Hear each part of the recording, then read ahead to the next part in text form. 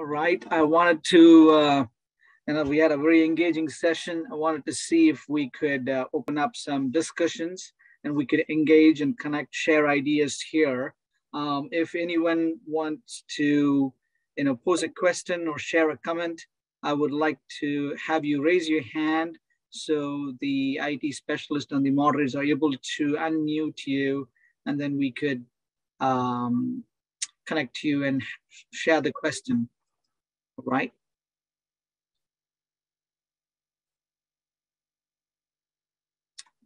Yep, go ahead and please raise your hand so we could see it in the participant list.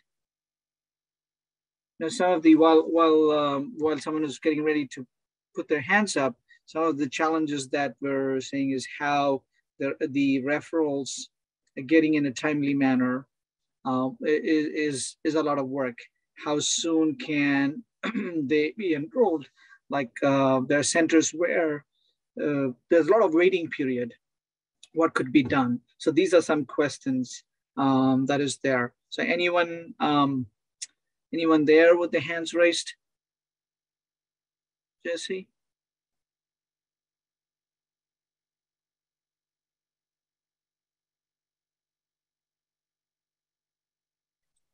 So we're having a small technical difficulty. I can see there's 3 people that have their hands raised, but sure. I'm unable to take them to acknowledge them. So, okay. So we're trying to figure it out. Sure. While you're figuring that out, if you could also put that in the chat, we could, instead of the QA, if you put it in the chat, then I know this is for our small roundtable discussion here. Then we could look at what the topic is and we could engage the discussion here. We can also unmute the through the Q&A as well. Correct. I'm going to switch screen to see if there's any new. Okay. I don't see anything new in the Q&A.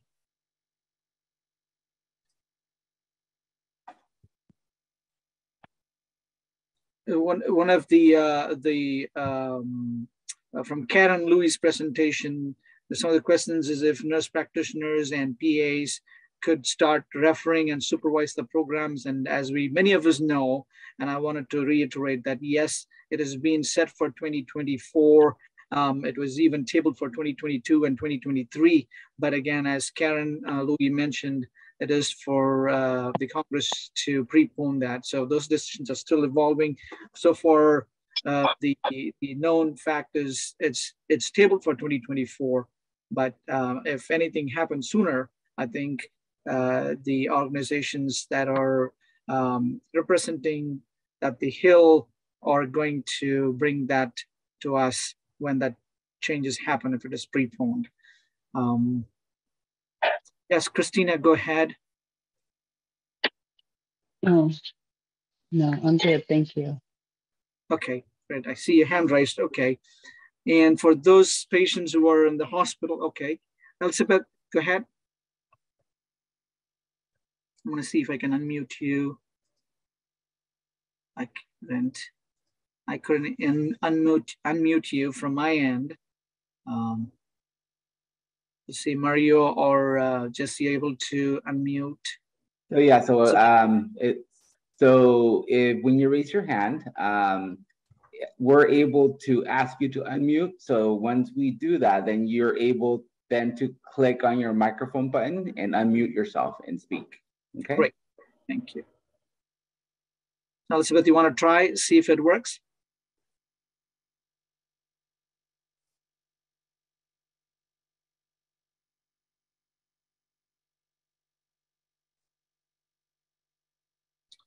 All right. I was saying on the hospital or acute care settings, one is to have that systematic referral. One is finding those eligible patients. The journey starts there, and being able to identify all the eligible patients, like the beneficiaries being primary beneficiary or the secondary beneficiaries. And there was questions during the chat, what about a patient with a certain diagnosis? I think still they qualify. I think it has to be based on the diagnosis coverage. But here the attempt is, can we refer these patients? I think I think a clinician or provider should still proceed with the referral and be able to send it out. And at the pre-authorization and the later stages, able to see if the coverage is there, because that is again a greatest. There's so many factors that rule in if that particular patient gets coverage. But again, let's beginning with the referral effort. The systematic referrals should account for those variations as well. Okay. All right, I'll pause for a second. Jesse, any? Yes, Christina is unmuted, and I believe she had her hand raised. Great. Go ahead, Christina. Introduce yourself and what's your specialty? I'm a cardiac rehab nurse over at Mills Peninsula in San Mateo for Sutter Health. And I just have a question in regards to phase 1 reimbursement. Is there phase 1 reimbursement? No, there is no direct phase 1 reimbursement from, let's say, if we are talking about CMS or Medicare, there is no phase 1 reimbursement, that to the best of my knowledge. Again, not an expert in that particular area, but again, not that is known at the moment. But however, as we know, most services that are provided, either technical or professional services, when the patient is inpatient, it comes under diagnosis, DRG, and it is a bundled payment in most cases, and that's how it's presented, rather than an individualized billing code per se. It's usually bundled. Thank you. Welcome. Thank you. Great question, though. It's one of the questions that's asked by many of the folks who are on the inpatient side. Good. Go ahead, Patricia. I saw your hand up. One of the things I think I had walked in is, how do we handle the people that are referred and on a waiting list? And one of the things that we've learned is to maintain a constant contact with the patients. So we have our volunteers, we utilize our volunteers a lot to assist in updating the patient and giving them kind of ETAs and things of that nature. Exactly. Well, thank you, Patricia. If you could say where you're from and what you do. Oh, sure. I'm sorry. I'm from Huntington Hospital, Cardiac Rehab in Pasadena. I'm the patient coordinator. Excellent. And, you're great. I'm excited for you being here, first of all, because Dr. If you heard Dr. Thomas saying about the patient ambassadors and liaisons, it's a great a team member to be on board in hospital settings, because to promote when there is delay or coordinate care. We could have fantastic systematic referral, but then when the care coordination plays a greater role, patient ambassadors, liaisons, and coordinators are, just a fulcrum to help that. And in addition, we were in the question and answer section, we were talking about what we do when there is a gap. Or we couldn't get in. You should be hearing from the speakers later this afternoon on different modalities that could be offered to patients. And also we mentioned about Heart Fit for Life, who could take in all different kinds of patients that could be offered virtually as well.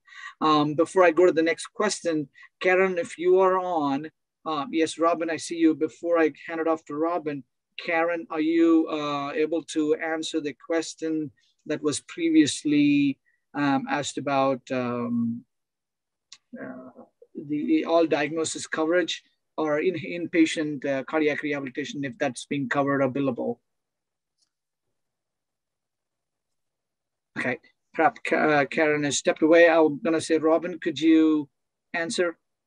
Jonathan, I think you already did address the importance of the timing of referrals. And so for those programs that do have a long waiting list, I mean, perhaps it's only a week or two and then it's a moot point, but if there's a month to 2 months waiting list, please consider other options and refer them to Heart Fit for Life.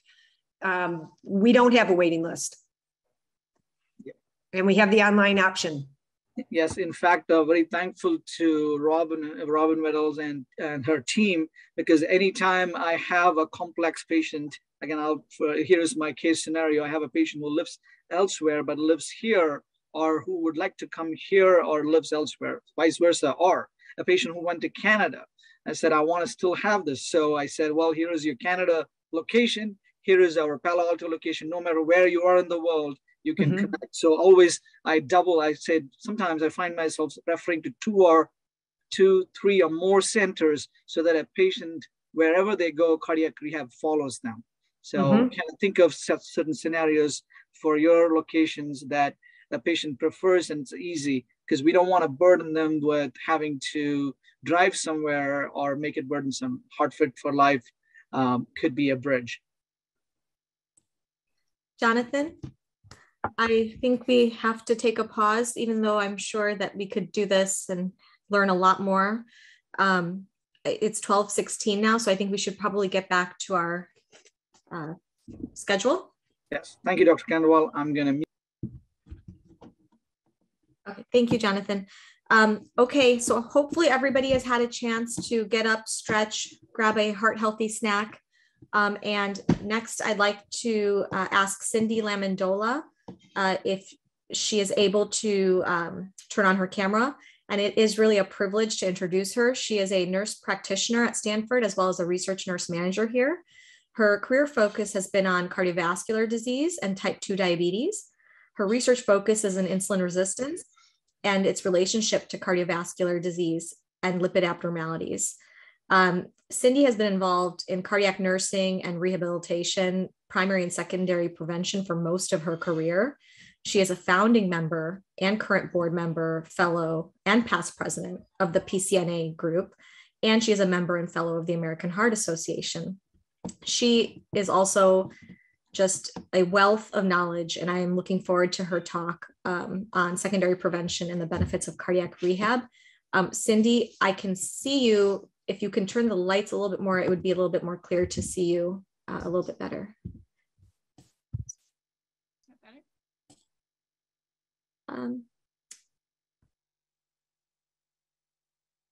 Let's see. Yeah, I think that will work. It'll work. I'm not, thank you, Abba. I'm coming here from the great state of Montana. So, and the Glacier Park, which is a wonderful, absolutely beautiful national park. I would advise and recommend everybody to attend and to come here and start your cardiac rehab program here. I don't know what they have, but because the IT here is a little bit sketchy, I am going to turn off my video and we're going to start the presentation, and Jesse's going to go with my first slide, please. The next slide, please. Hope you have my slides. Okay, so again, I'm Cindy Lamandola. I'm a nurse practitioner at Stanford Medicine and Stanford School of Medicine and Stanford Healthcare. And hopefully, after my talk today, you'll be able to describe secondary prevention benefits to individuals who participate in cardiac rehabilitation and recognize benefits to participants beyond traditional risk factors. And I want to also welcome back everybody from lunch and welcome everybody, whether it's breakfast, lunch, or dinner your time, to this incredible program. Next slide, please. I have no disclosures to this presentation. Next slide.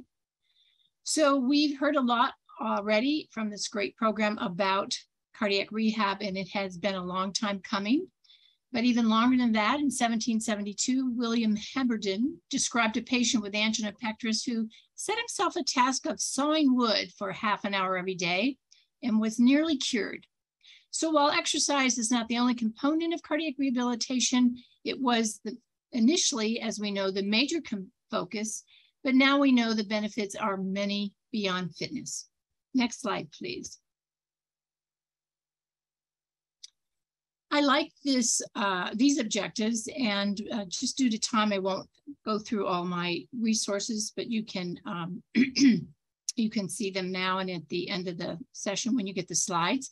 But the overall objective of cardiac heart disease prevention is both in patients with clinically established coronary heart disease or other atherosclerotic disease and high-risk individuals. It's the same, right? To reduce the risk of major CHD or other atherosclerotic disease events, and thereby reduce premature disability, mortality, and prolonged survival. So let's see how we're doing. Next slide. So I put my presentation together. And then I said, wait a minute, it's not just the patients that are benefiting, but it's also the providers. So I wanted to share this as how I think the providers also benefit from these terrific cardiac rehab programs.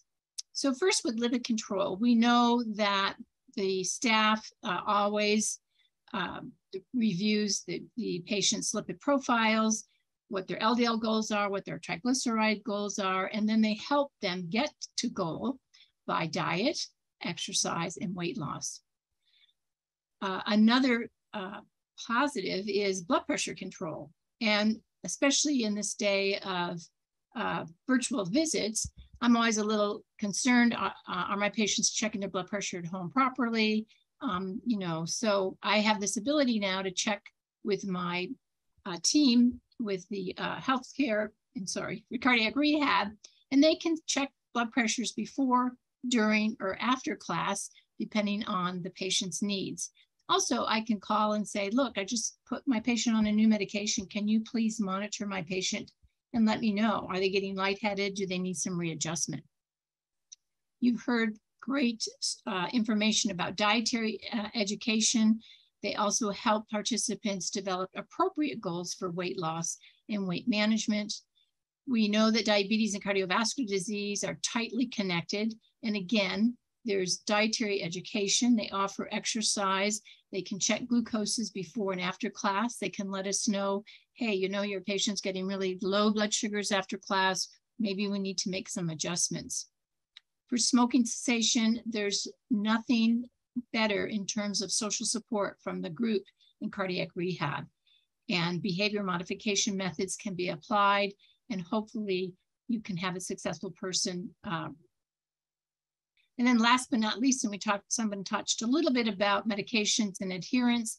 I think the group also talks to the patients about their medications. How are they able to take them? What are the barriers? And oh, by the way, did you start that new medication or not? I didn't, because it was too expensive. So the cardiac rehab team has the ability to communicate with the healthcare provider, giving them feedback and new information, which I think really allows us to provide better care and better outcomes for our participants. So next slide, please. This is a chart that my colleague and I, Jane Nelson-Morrow, put together for a chapter in the book that's just coming out in the next 2 weeks by Dr. Gia Mirlo and our colleague, Kathy Barrett, in lifestyle nursing. And what we did is we looked at the benefits from a heart-healthy diet, physical activity, weight loss, and smoking cessation. And we looked at the literature out there. And we could find some improvements, as you can see, in blood pressure, triglyceride, and glucose management. So as an example, with a heart-healthy diet, and in this one study with a DASH diet, there was a decrease of about between 7 to 11 millimeters of mercury in blood pressure.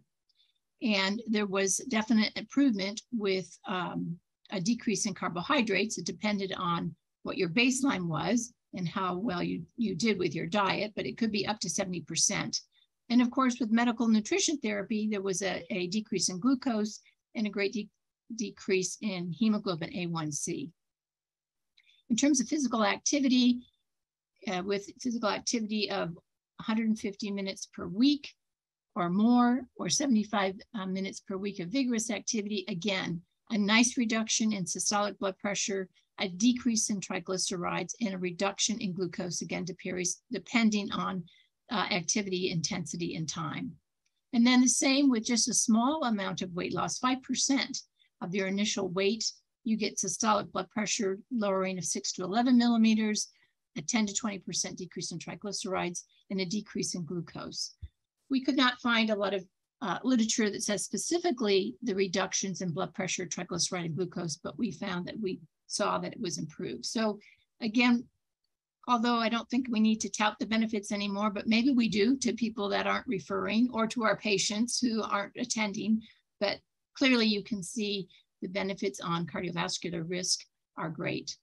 Next slide. So this is from Eurosphere 2, a survey of 5,500 coronary patients. This was done by surveys with 15 countries.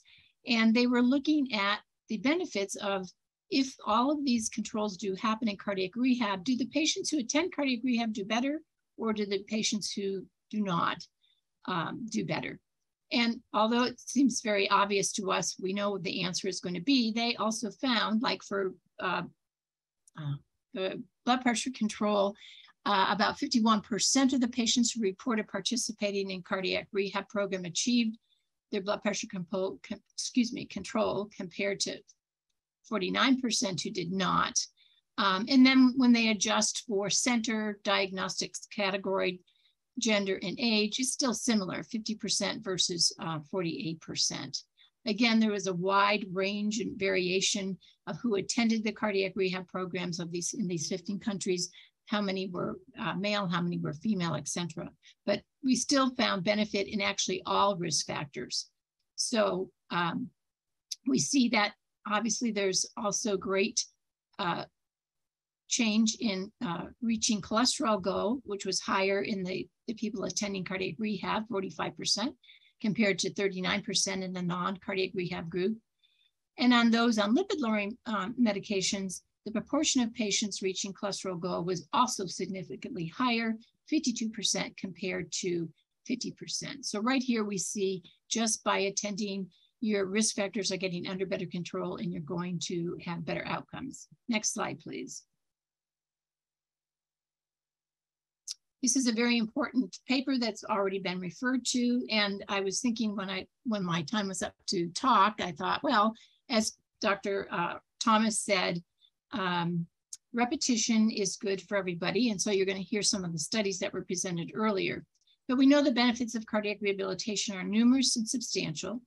In the 2016 Cochrane Review, and a meta-analysis of 63 randomized controlled trials with almost 15,000 participants, found a reduced rate of cardiovascular mortality with a relative risk of 0.74 and a 95% confidence interval of 0.64 to 0.86, with a number needed to treat of only 37. And there was also fewer hospital readmissions. So a significant finding, a very, very important piece of science, and I know it's already been used in terms of showing outcomes for cardiac rehabilitation. Next trial, next slide, next trial. Next slide. And then, it's actually, the mortality rates do depend on how often you have attended. And again, I'm just going to touch on this briefly. There's the Medicare has studied 30,000 beneficiaries who have participated in cardiac rehab and found those who attended more sessions had a lower rate of morbidity and death at 4 years, particularly if they participated more than 11 sessions. I mean, 11 sessions. So just think how great it is when they participate in 36 sessions or 5 years of cardiac rehab.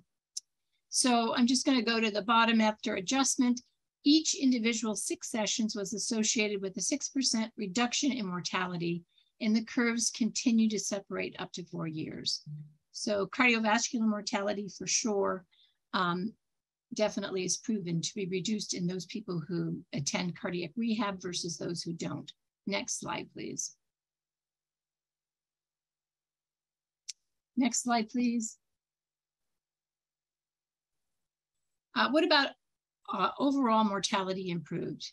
In the 2016 Cochrane Review, and the meta-analysis found that although cardiac rehabilitation continued to improve cardiovascular mortality rates and health-related quality of life, they didn't find any significant reduction was detected in the rate of death from all-cause mortality. But they also suggest that there was such a paucity of information, and many of the trials were small, and they didn't actually look at patients who were in studies in programs for more than 12 months. So let's go to the next slide.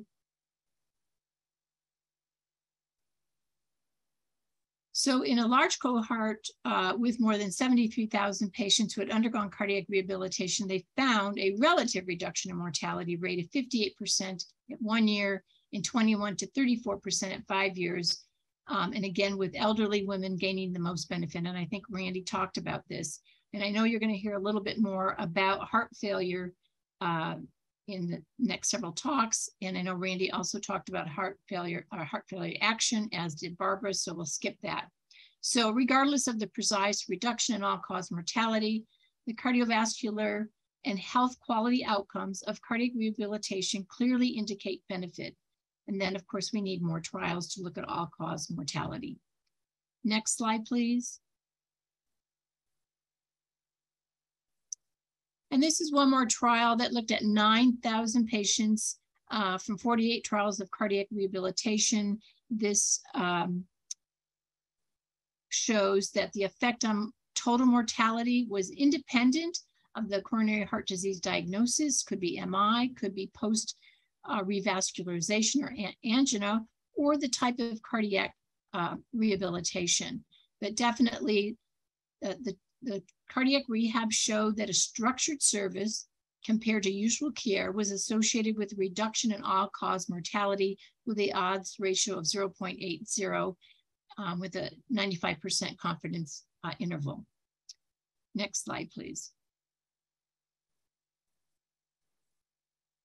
So I'm just going to sum that part up, and I think I'm talking to the choir, but the benefits of cardiac rehabilitation go beyond risk reduction and include improved functional capacity, greater ease with activities of daily living, and improved quality of life.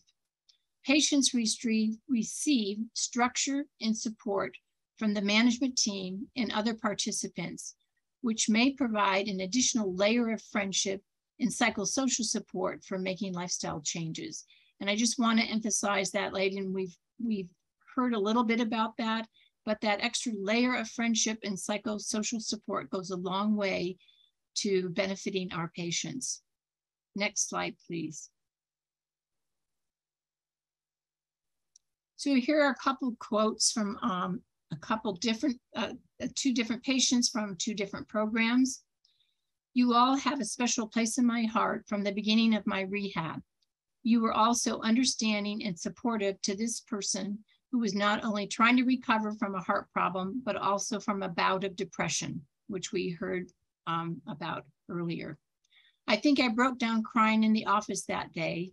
So thank you is from me to all of you. And then the other person said, I really don't know where I would be today if it had not been for cardiac therapy and all the support I received. Next slide, please. So Robin Wydell, thank you for sharing these wonderful pictures with me. This is one picture that I think she showed it earlier. Also, you can actually feel the sense of community. You can feel the energy here and this great sense of support. This was a walk put on by Stanford for cardiovascular patients, and it was well received. And you can see that this is a great attendance by Heart Fit for Life. Next slide.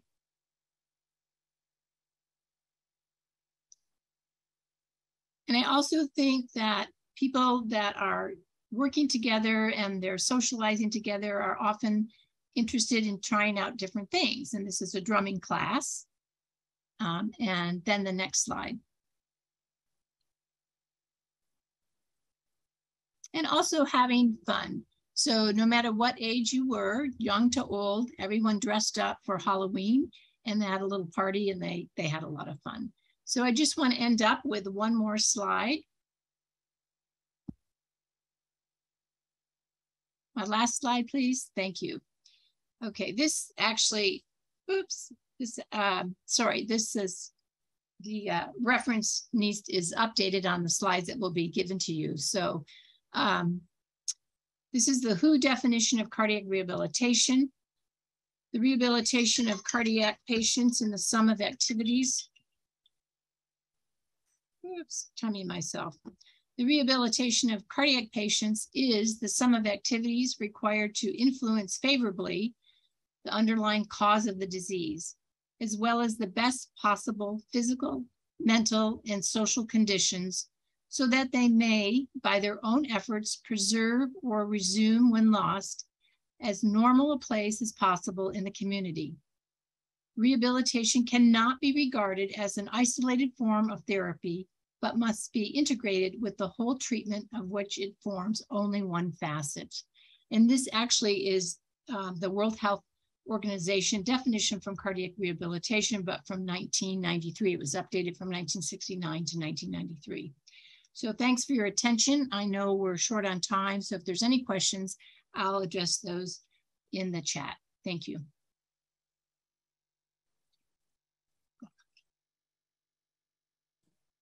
Cindy, thank you for that amazing talk. And one thing you said that definitely resonated with me was that bidirectional communication.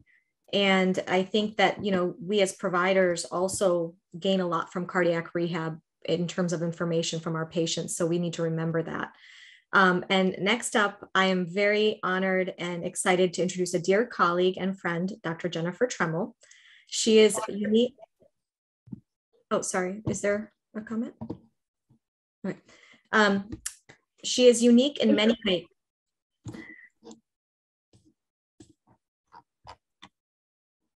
Okay, I'm going to continue. Dr. Tremmel is unique in many ways, but one is in that she is both an interventional cardiologist and a preventative cardiologist. She is the endowed medical director of Women's Heart Health at Stanford and conducts research on sex differences in cardiovascular disease. Much of her work has been focused on patients with angina in the absence of obstructive coronary disease. This includes studying endothelial dysfunction, microvascular dysfunction, myocardial bridging in patients with stable angina, and MIs with non-obstructive coronary disease, as well as spontaneous coronary artery dissection in patients with acute angina. She will talk about some of these unique populations and the role of cardiac rehab. So thank you, Dr. Tremmel. Thank you, Dr. Kandawal. Congratulations on this fantastic meeting to you and Jonathan both. I'm really happy to be here. So interventional cardiology, you know, it does include structural, and you're going to hear a little bit about valvular heart disease, but really the core of interventional cardiology is coronary artery disease. And my slides aren't advancing. There we go. So when we think about coronary artery disease, you know, we typically think of traditional plaque-based atherosclerotic disease. This builds up slowly over time and can result in angina, or it can happen acutely and we get an MI.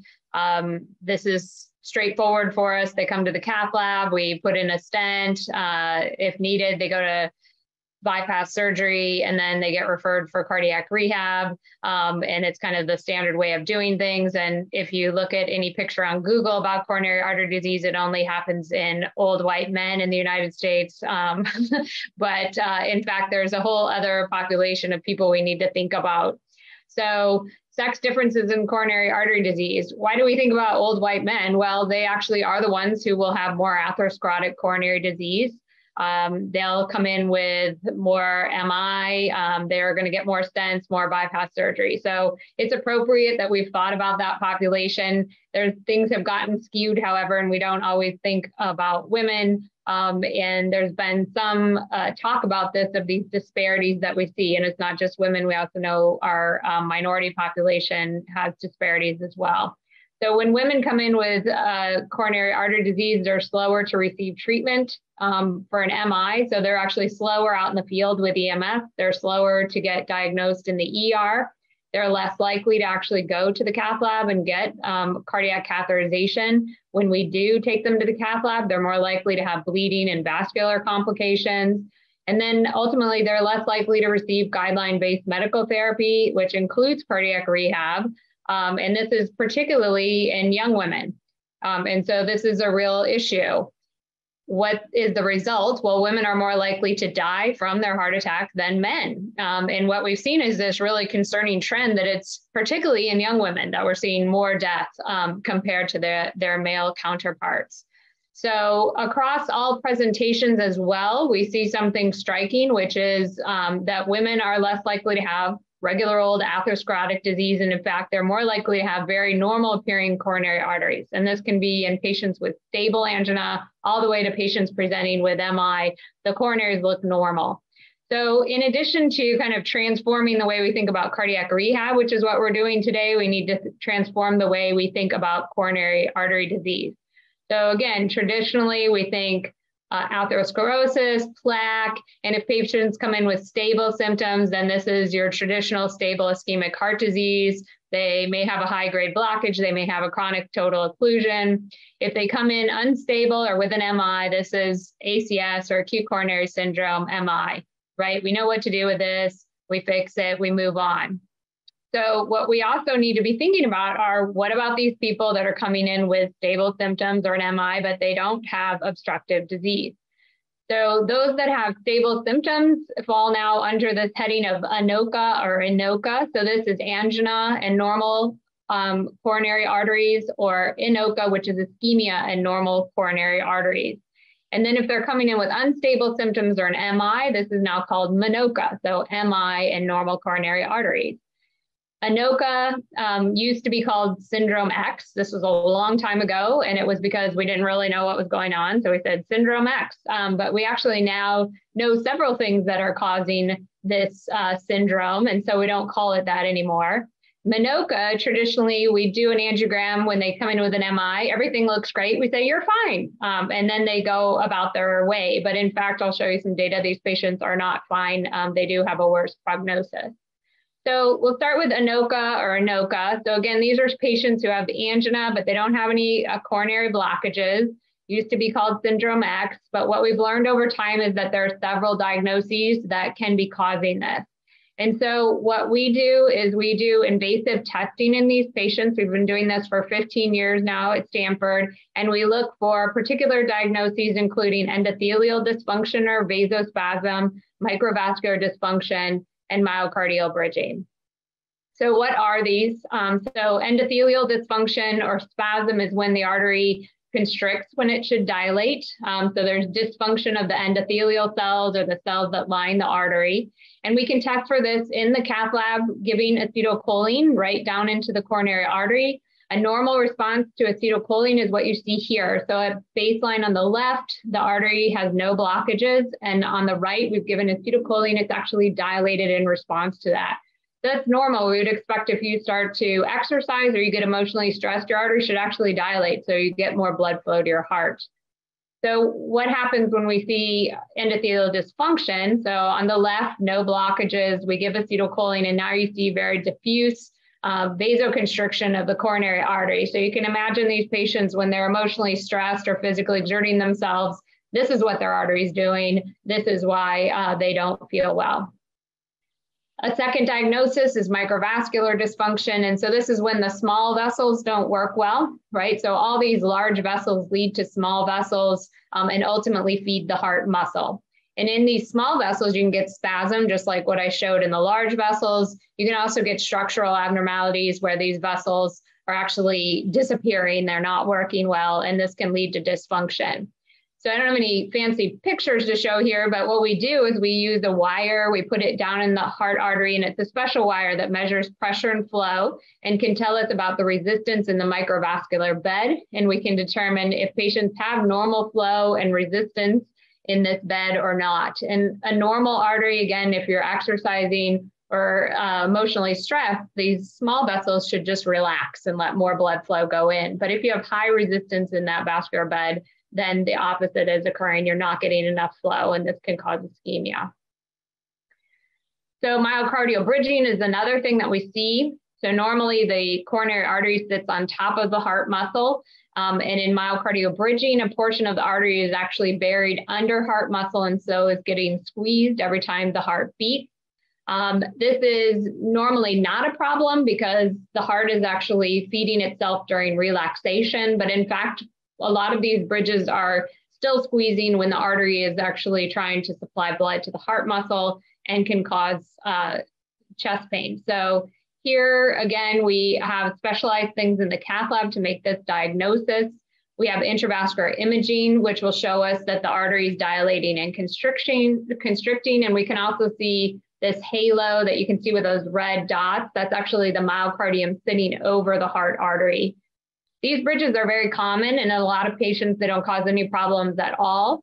And when we see one, we don't know if that's what's causing chest pain. So we actually do, again, some more specialized testing with dobutamine, actually doing a stress test in the cath lab and looking for flow changes to see if this is causing the problem. So what about cardiac rehab in this patient population? What you're going to see with most of the diagnoses I'm showing you, the data that we have is still pretty cursory and small populations. This is a review in MINOCA and ENOCA patients.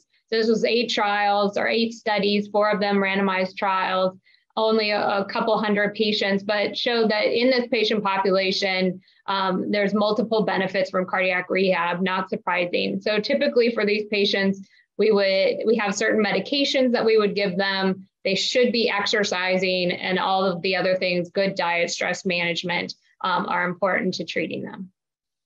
So going on to MINOCA, so this is myocardial infarction with normal coronary arteries.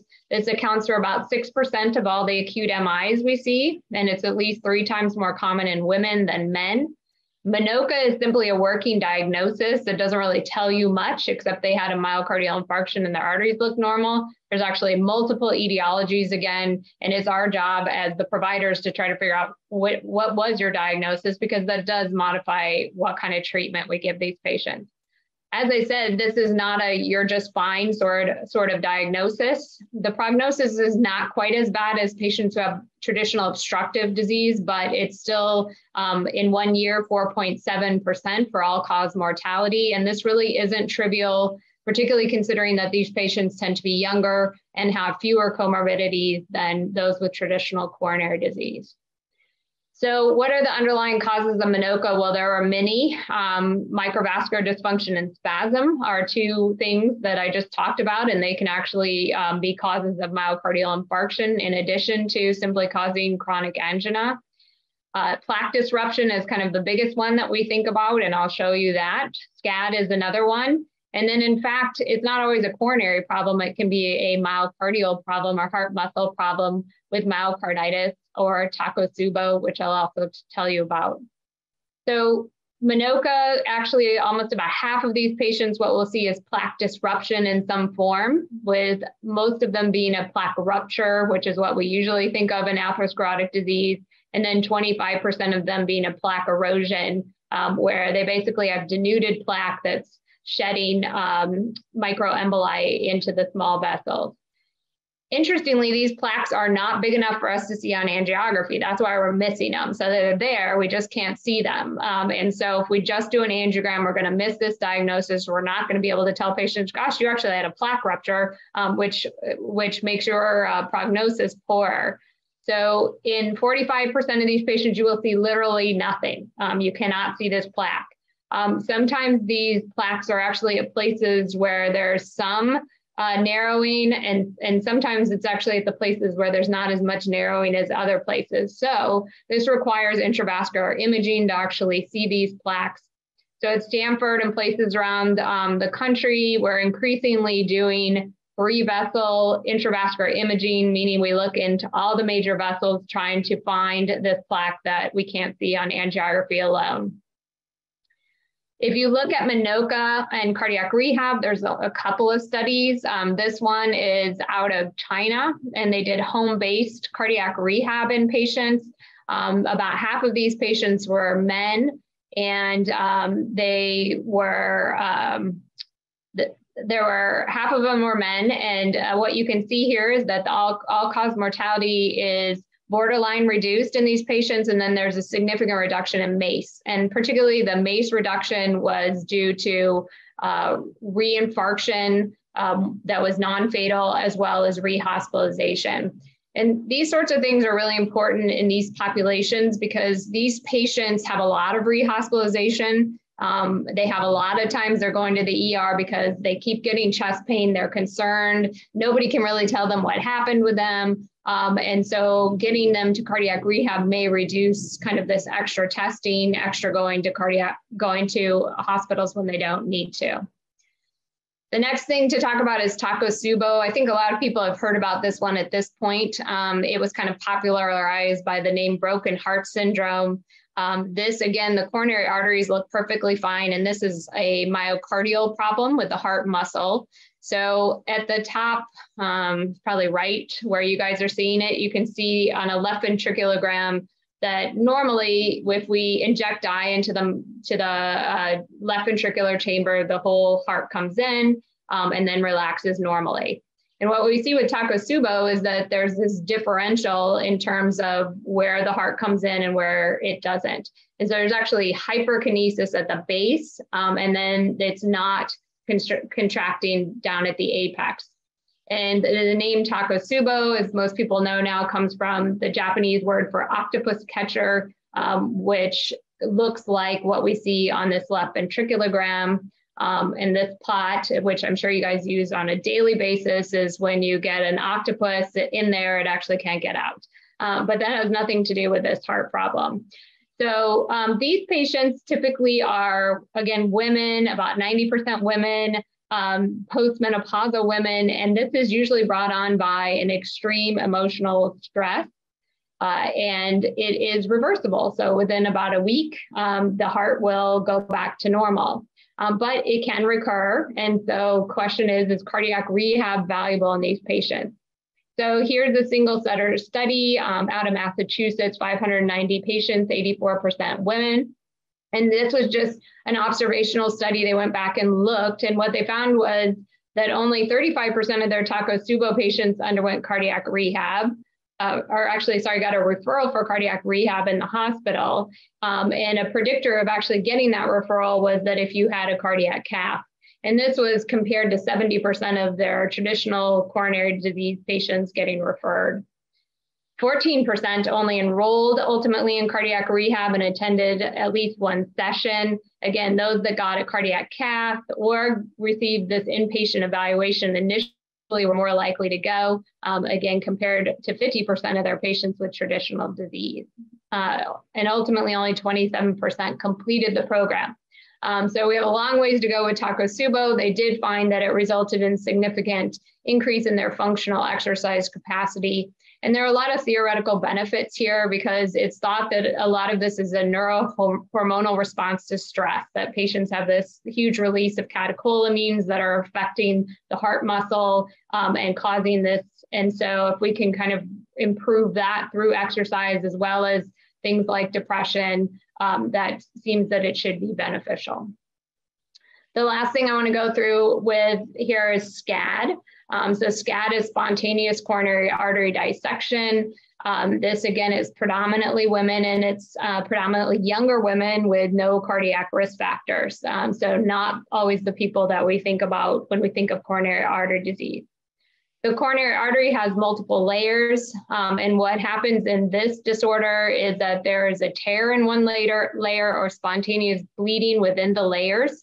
And when that blood gets between the layers, it compresses the lumen. And so you can see in this angiogram that this patient has a long area of what's called intramural hematoma, or compression of the vessel, limiting blood flow.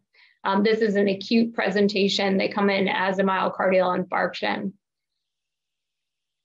So we don't always know what causes this in these patients. We do need to have a high index of suspicion going in. So again, if a young woman's coming in with an MI, this is going to be top on our list. And there are certain angiographic patterns that we see. And fortunately, providers around the country and the world, I think, are getting better at thinking about SCAD and not missing this. This was a commonly missed diagnosis, but one I expect people will be seeing more and more of. So generally, we treat this conservatively. So instead of putting in a wire and putting in stents, which can make this worse, we try to not do anything if we don't have to, although some patients will need stenting. Some patients actually will need cardiac bypass for this. After we treat it conservatively, the vast majority within about a month, the artery will heal itself. However, a good proportion, usually over half of these patients, will continue to have chest pain afterward. The chest pain usually gets better slowly over time, and we don't know what causes it. We do know there's high rates of emotional distress and even PTSD in these patients, and that's something very important to address. Exercise and stress are actually possible triggers of SCAD. So exercising can be really scary in these patients because they may have actually had their SCAD in the presence of exercising. And so they're scared to go back, and cardiac rehab can help with that. They also have limited understanding of medical management in these patients. All we found so far that may reduce recurrence of SCAD is beta blockers. Other medications that we usually use are not helpful. Statins are not helpful. This is not an atherosclerotic process. Risk factor modification, it's not the same sort of thing. So we have to think about these patients differently. There's also a high association with what's called fibromuscular dysplasia, which is a systemic vascular problem. And these patients will get dissections in other vascular beds, like their carotid arteries. They may have problems in their renal arteries, their iliacs, et cetera. And this has implications for exercise as well. So cardiac rehab is recommended by expert consensus in these patients, but referrals still tend to be low, and as well as retention. This was a international registry looked at by the Mayo Clinic. 96% were women. 76% of these patients had participated in cardiac rehab. Obviously a skewed population, but those that answered it were 82% noted physical health benefits, 75% emotional benefits to going cardiac rehab. And this study was done with a follow-up of about 3 years, and just about half of the patients were still experiencing benefits from participating in cardiac rehab. Notably, younger patients of less than 55 years of age less commonly even went to cardiac rehab. The number one reason patients didn't go to cardiac rehab is because their healthcare provider did not recommend it, which is something I think we've heard a lot today. Another big thing for these patients was that it didn't feel like they needed to go. It didn't feel applicable to them. They were already fit. These are, again, young, healthy women, often, regular exercisers. They found it, quote, too slow, waste of time, which really then starts to bespeak of what can we do in cardiac rehab for patients that don't kind of fit the traditional model. Jackie Saw in Vancouver has done a lot with cardiac rehab in SCAD, and she started the first kind of dedicated rehab program for SCAD patients, and that has been published. This first program, I would say, was on the conservative side of how to manage these patients, but at least would give people an entryway into managing these patients. But ultimately, looking at things like HIIT, so high intensity exercise and that sort of thing may be beneficial because, again, it's a young, healthy population. With Jackie Saw's thing, she saw after 12 weeks an improvement in exercise capacity, reduction in these chest pain episodes, improvements in psychosocial well-being, reduced depression scores, trend toward reduction in anxiety and stress. And again, the psychosocial part is really important. We have cardiac behavioral therapy psychologists in our women's heart health program, and they universally see these patients at least once to make sure that we're addressing that. And then Jackie also saw lower MACE rates in these patients with long-term outcomes. So in conclusion, there are certainly a lot of patients out there with unique cardiac conditions beyond traditional atherosclerotic disease. And at least from the limited data we have so far, we expect that these patients do benefit from cardiac rehab and should be referred. We need providers to understand these conditions better. And so when you have the opportunity to learn about them, please do. And I think ultimately cardiac rehab programs will need to be adapted to benefit these patients. So these standardized programs can minimize referral bias. So we know they'll improve the likelihood that a female will actually even get referred to a cardiac rehab program. We need to broaden qualifying diagnoses. The limitations by insurance are kind of ridiculous at this point because they're not addressing all of the things that we see from a cardiac perspective. And then we need more studies. The studies I showed you again were pretty small, and there's lots of things to learn about these unique populations. So I think cardiac rehab that are focusing more on women home-based modified hours. We haven't talked about this a lot, but obviously, women that are younger are working, they're taking care of kids, so they may need programs that are at different times of day. They may need higher intensity programs, special classes focused specifically on them and their specific needs, particularly psychosocial support. So with that, I will stop. I appreciate any questions. Thank you. Thank you, Dr. Tremmel. I always learn something new during your talks, despite the many years of working together. There are several questions for you in the chat, actually. I think in the interest of time, perhaps the one we can pick out for now is, I think there are some questions regarding what diagnosis codes should be utilized in patients with angina and normal coronaries, or INOCA or in MINOCA patients, in order to cover cardiac rehab. I think, I'm not really good about the billing part, but I would say that I think stable angina is one of the diagnoses we can use. So I would just stable angina, right? It doesn't mean that they have to have obstructive disease and MI, right? So I would do it very broadly. And unfortunately, when we have a system that's limiting these patients, then we have to kind of do what we need to do to get them to cardiac rehab, despite having a system that's not working for them.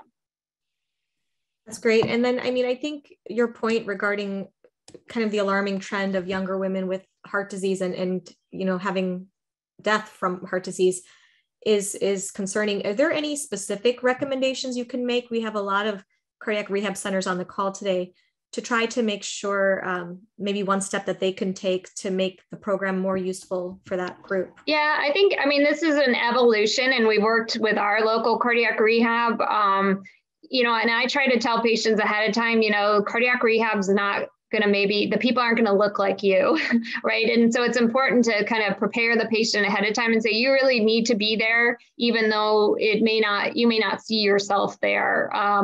And so, but as we do this more, hopefully they will see themselves, and you could have special times where maybe the young women are there. And if, we have a lot of SCAD patients now, and it's like you could even have SCAD hour, but I think that these special classes are important, right? So, maybe talking about the emotional distress of your diagnosis and your event, and bringing these people together so they don't feel so alone. So things like that, we need to change the face a little bit, saying you can exercise more, right? So making them walk like super slow and, not do much, that's not going to empower them in any way. Our goal is to get them back to a normal life as much as possible. So we need to make them feel empowered in cardiac rehab. They're not going to stay if it's not really making them feel good. And I think also integrating behavioral therapy, right, into maybe some part of the solution there too. Yeah. There's quite a few questions on exercise prescription for these patients, as well as for the microvascular patients in the chat. If you don't mind sticking around and addressing, I'll try to answer some, sure. That would be great. And then thank you for the talk.